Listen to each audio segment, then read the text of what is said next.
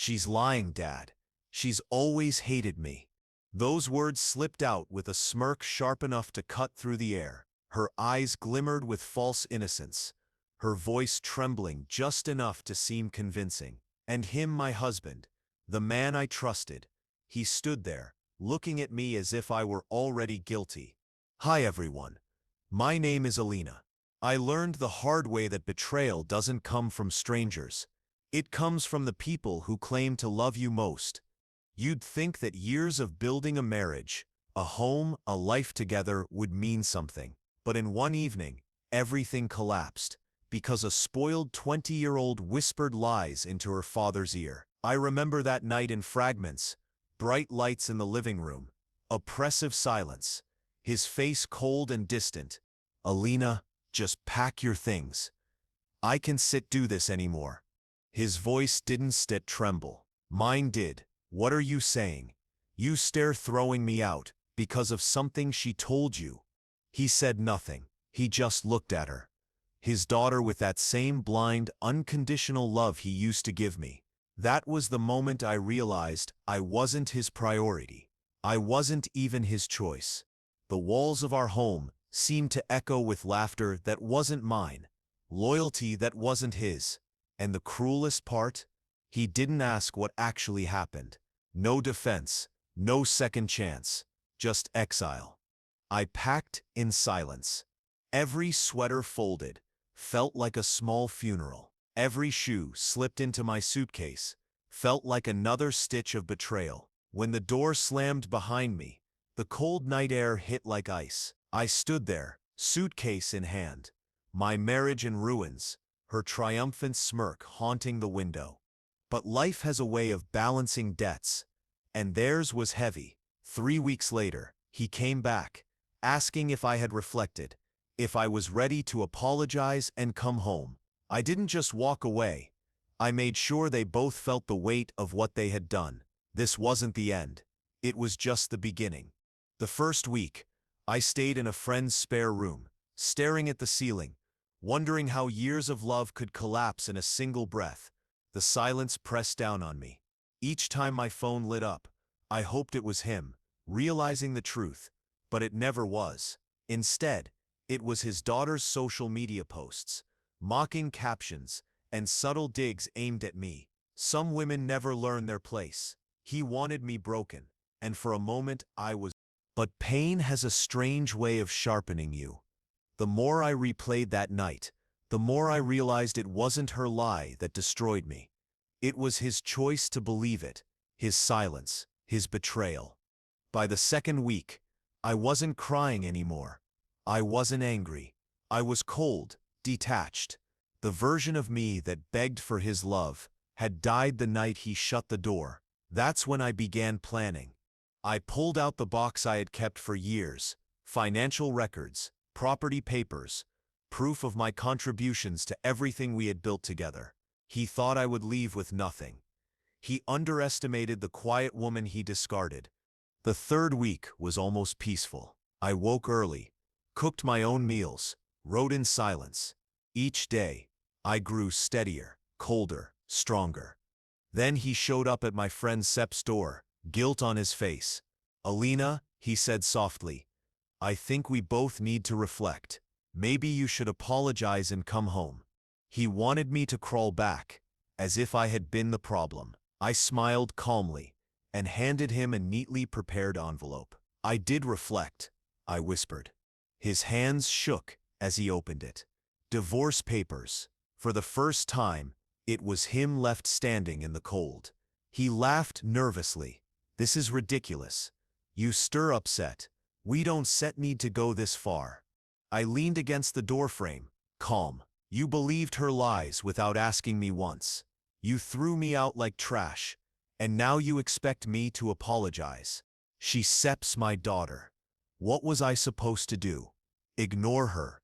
That sentence cut like a blade, but also clarified everything. His daughter always came first. I was never his equal, just temporary. I stepped closer, lowering my voice. "You were supposed to be my husband. You should have known me better than anyone, but you chose her story over my truth. For the first time, I saw fear in his eyes, not of losing me, but of losing the life I had built with him, stability, finances, the home I had kept together. Alina, don't sit do this. Let's sit just talk. I was done talking. My silence was louder than his pleas.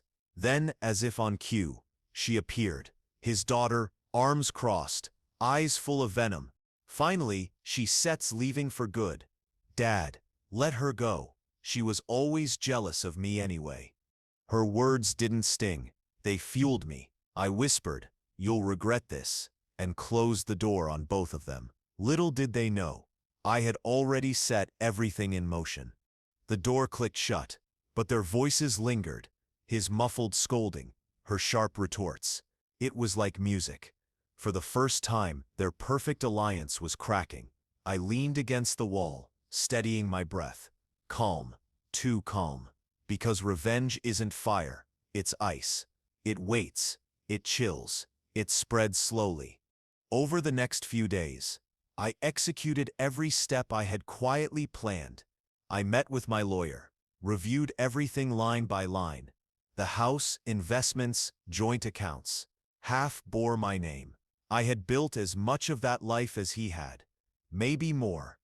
Then there was his company, the one I had supported from an idea scribbled on a napkin into a business I had invested in when it was nothing. He thought he owned it alone, but I had contracts, bank transfers, signatures. Legally, I wasn't just his wife. I was his silent partner. When he realized what I was doing, he tried to stop me. Calls, messages, even showing up again. I ignored them all. Every unanswered ring reminded him he had lost the right to my voice. And his daughter, she couldn't contain herself, posting online, calling me bitter and desperate.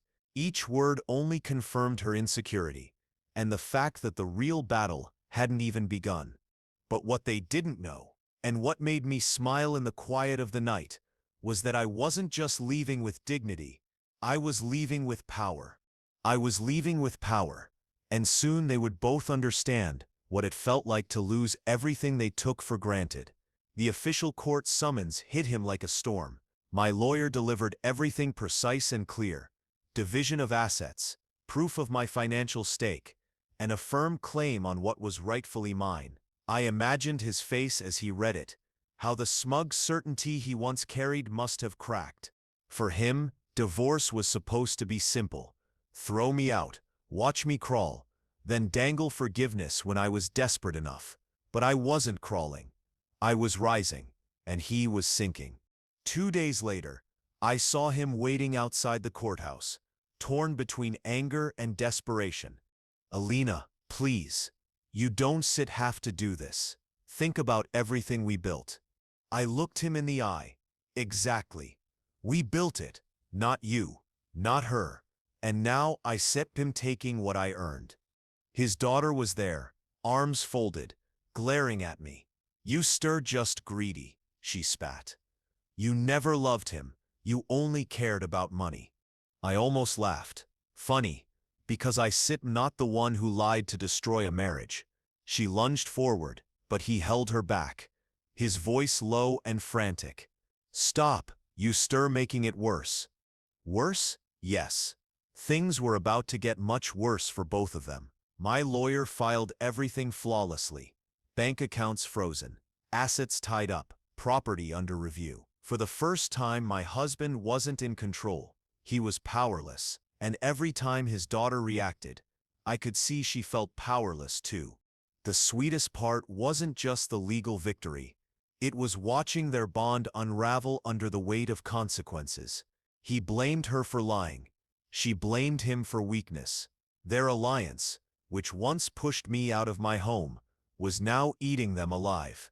Revenge isn't just taking back what's yours. It's ensuring they never forget the cost of betrayal. Court hearings began. With each session, his confident mask slipped.